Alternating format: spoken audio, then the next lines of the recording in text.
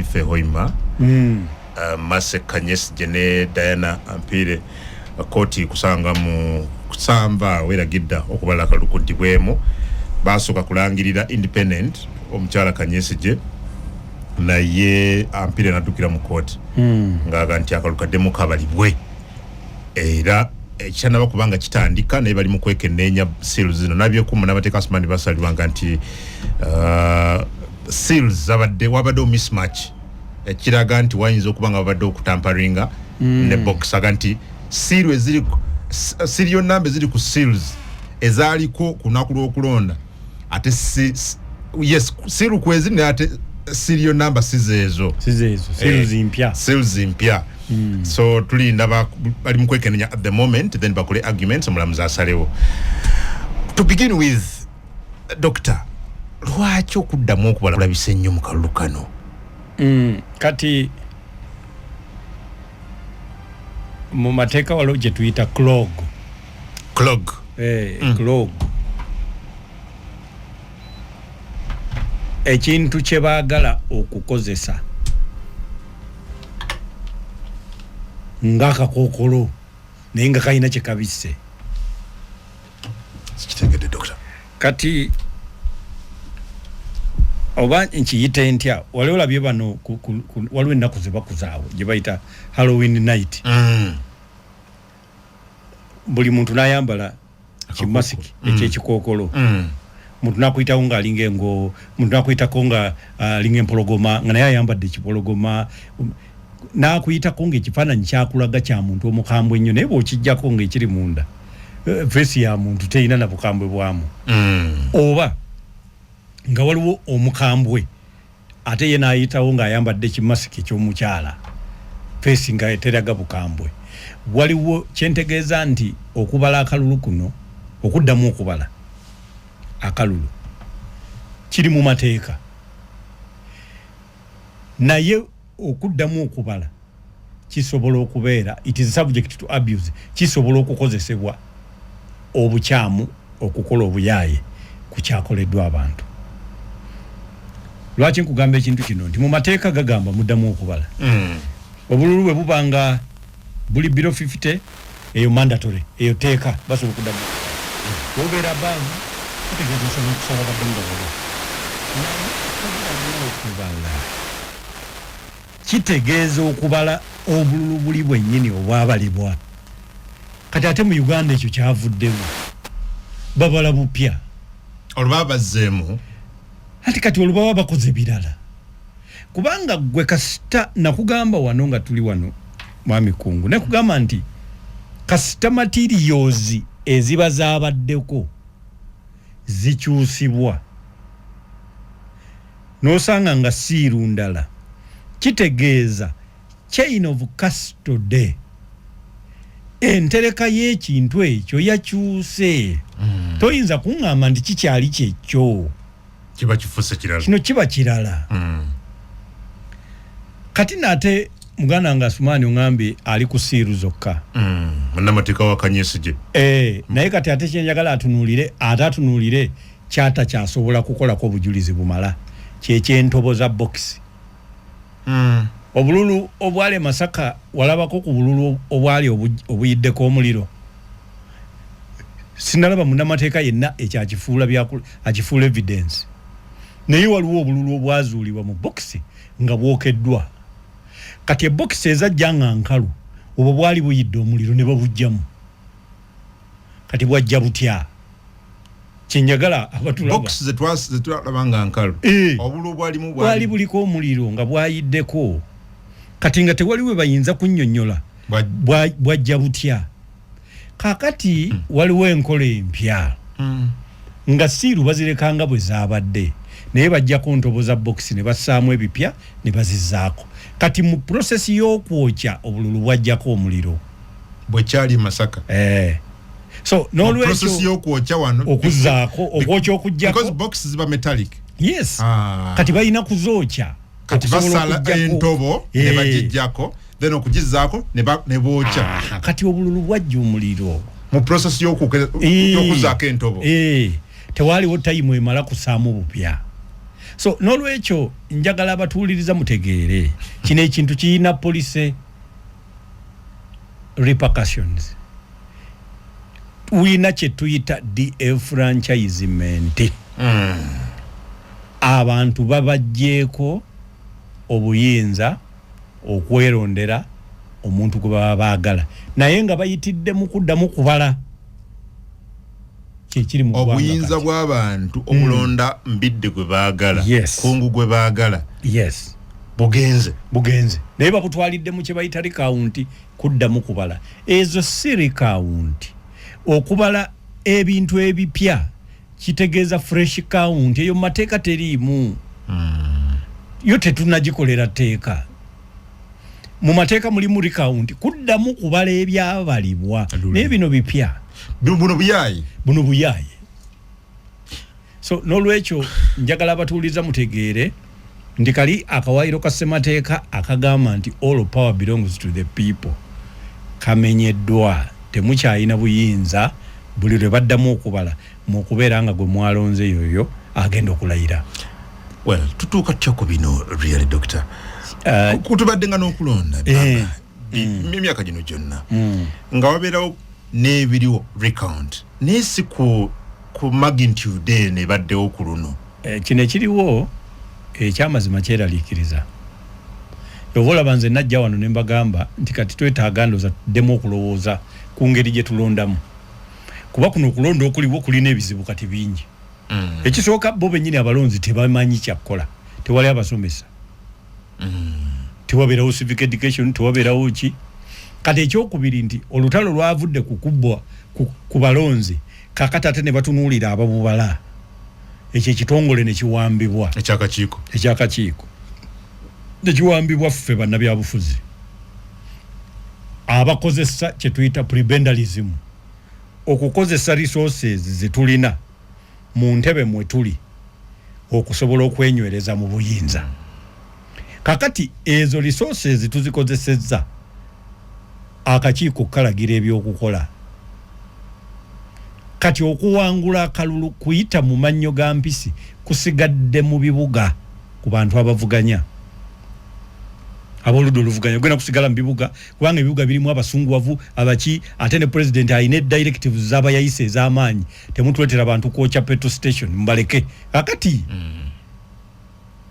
omukono ogw'omukulembeze w'eggwanga tegukyasobola nkola gye yatandika nayo mu bukulembeze olw'emyaka n'obusobozi bwe eri enkola gye bayitanga nano management abamu balowooza nti kitegeeza micromanagement naye kino kyali kisukkako ye yennyini yali amanya buli ekigenda mu maaso ku buli kyalo mu bukulembeze okuva we yatandikira mu 1986 ye yennyini omuntu kinoomu naye kati ayina kutegeerera ku biwandiiko ebimuweereddwa ebitonotono ate kati nga birina specific guidelines ku fonti ne spacing kitegeeza tokyamuwa kati biwandiiko bingi n'olwekyo ebintu bingi kati biyitawo nga takoze eki tabitegedde time eno kati yakuddamu kukyusa tuddeyo ku full command of institutions of governance bwe tutazizaayo kati obuzibu buli nti waafunyiseewo abakulembeze ab'enjawulo abatalina na bifo naye nga tibe bakulembera eggwanga mu Lungereza be bayita ba eminence guriz tufunye ba eminence guriz mu ggwanga be bani bakola kiba eminence guriz eminence guriz be bantu nga talina kyali talina na mulimu gwa guli official gwe bamukwasa gwakola gumusasula musaala naye nga ayina obuyinza obukyusa ne DPC ayina obuyinza obukyusa executive director owa Uganda Airlines tubalina kati mwebali onzijukiza omugenzi Tamale Mirundi yayogera nkuba mafia nti waliwo mafia chimya koze mafia then nekiranga kiyita waliwo force ba invisible force waliwo force etalabibwa kakati weri kati erabibwa kati erabibwa era osobola okusanga omusajja awo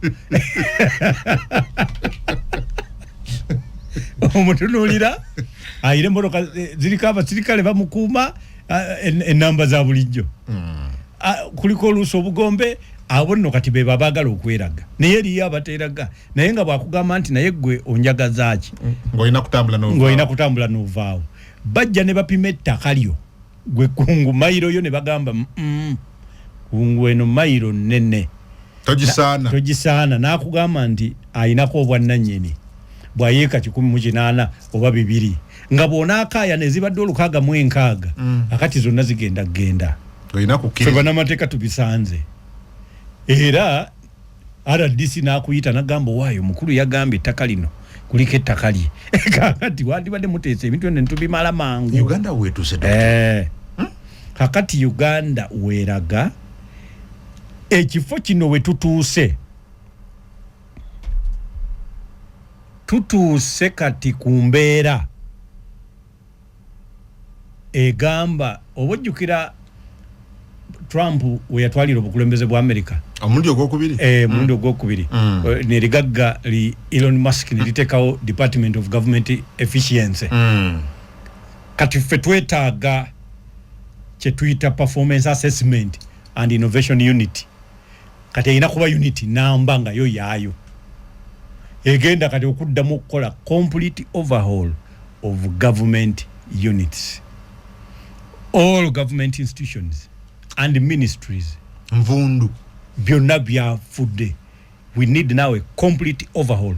Complete. Ugandan agencies, yes. Uganda government agencies, yes, zetaga complete overhaul. Zonna kati olwabafuga bana baliwo abakulembeze bakola ki kubanga botukiroga nti waliwo kifose kiri awo ogeka nokulabika kirabika kati nokulabika kirabika impunity kati kirabikira ddala kati ekiriwo ku bakulembeze abebiwandiiko bo bayina ebiwandiiko ebyaddala bo bayina creed tugiyita tutya enzikiriza nga bogamba nti nzikiriza Mukama Katonda eyatussa mu nsi kati benzikiriza eyaabwe abakulembeze abaweebwa ebifo n'emirimu eri nti fear is life.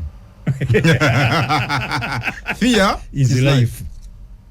So kakati okutya kati gwe kwe guaranteeing obulamu omutiitiiza awangala era osanga omuntu abantu boolabanga bakirire fear is life. Fear is life kwe batambulira. Yes, yenzikiriza kati gwe mulamu omutuufu ng'ate oli mukulembeze anti kakati bw'otatya kitegeeza bw'okebera ku bayise mu mulyango ogufuluma naawe gy'ogenda okuyitira awo olina kuzinga mikono. So embeera eyo mwe tutuuse kati njagala okutegeeza Mwami Kungu obuzibu bunene kati obuli mu gavumenti. Why? Kati njagala okubategeeza akantu ke tulimu abantu bagenda bagwamu abamu basoma busomi statistics voter turnout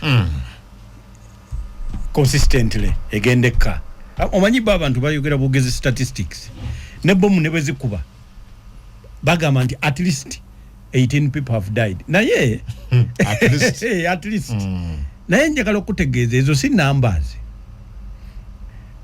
Omuwandiisi omu owakatabo Darkness at Noon bamuyita Asa Koestler yagamba nti twice 2 is not 4 when factors in the equation are human beings. Nti biri emirundi ebiri teziba nnya bw'oba bw'oyogerako oyogera ku bantu bo bakiwakanya ekyo kisukkako. Yawandiika ebigambo ekitabo kikiri philosophical.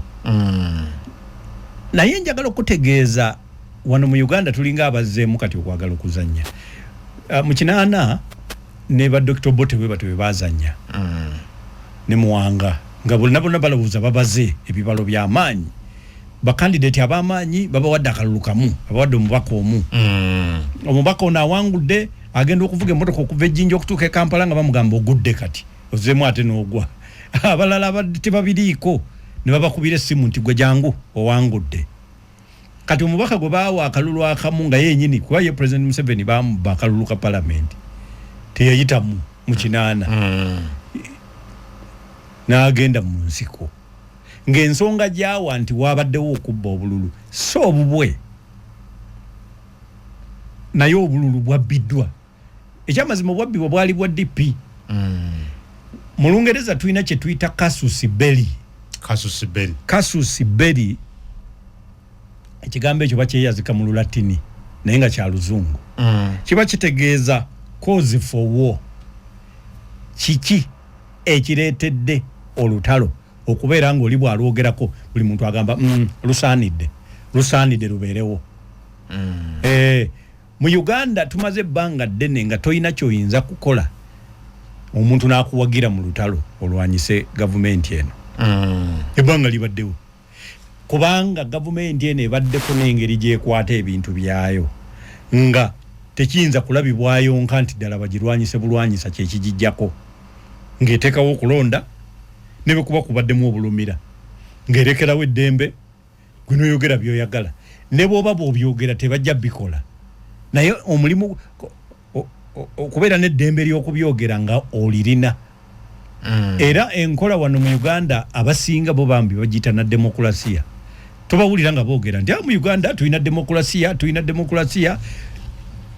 Mu Uganda ekintu President Museveni ne NRM kye bakola tebadde demokrasiya era tebangako naye bagiyita dictabulanda mu Lungereza olutuufu. Dictabulanda. Dictabulanda ekyo kiva mu bigambo bibiri dictatorship